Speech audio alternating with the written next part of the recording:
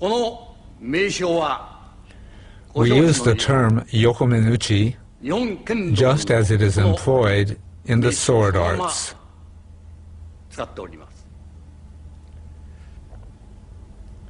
One of the main problems with this technique is the use of the hand in the basic strike. Most Aikido practitioners stand this way and extend their hands. This is not tegatana, the hand blade. If you were to strike this way, you would just injure your own hand. It shouldn't be done this way. If you are going to use the hand like a sword, you must position your hand as though you are holding a sword. This is the proper way of holding the sword.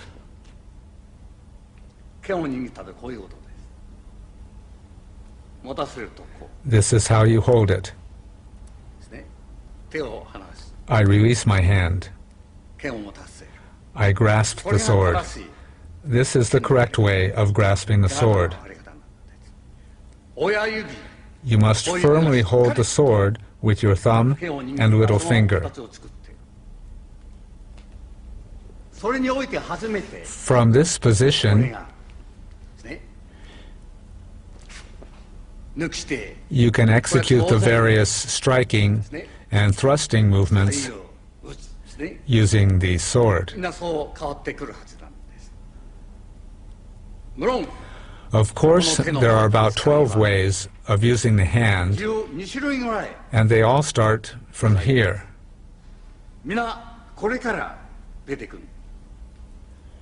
Hiraken, Ipponken, Seiken. These are the basic forms. It is completely wrong to assume this stance. You must raise your hand straight over your head in order to strike correctly. Most people begin their strike from here, the side of the head. This is proof that a person has not practiced the sword properly. You can't cut anything this way. The shomen and yokomen strikes are all the same at this point. It's not done like this. You must first correct this mistake before beginning training with the sword. The next thing is where to strike.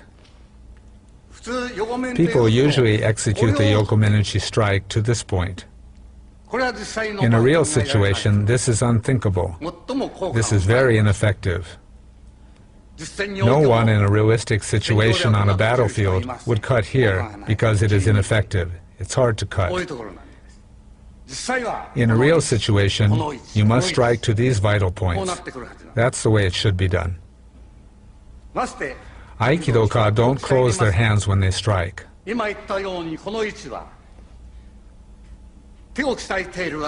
Karate practitioners who strengthen their hands don't strike that way. They know it's not effective, so naturally they don't strike that way. So what is the purpose of Aikidoka who haven't even strengthened their hands striking in such an ineffective way? That's the problem with this way of striking. This is where we strike. Here and here. With the sword, of course, you strike the shoulder. We have made various corrections and developed this way of doing it. The point we strike in our way of executing the yokomenuchi strike is different from the usual way of doing it. I would like to demonstrate yokomenuchi techniques with this in mind.